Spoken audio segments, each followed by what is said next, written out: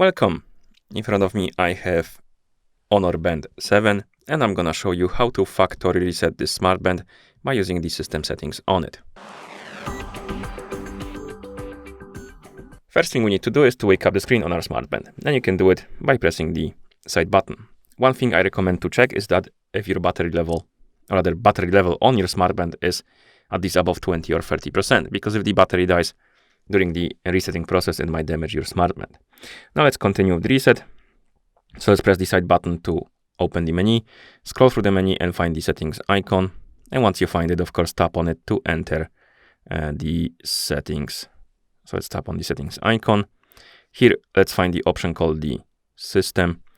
And once you find it, tap on it. And here, find the option called reset. Once you find it, tap on it. And then tap on the check mark to confirm and start the resetting process. And now let's wait until the resetting process is complete. And once you see the list of languages on the screen, it means that the factory reset is complete. Thank you for watching. If you found this video helpful, please consider subscribing to our channel and leaving the like on the video.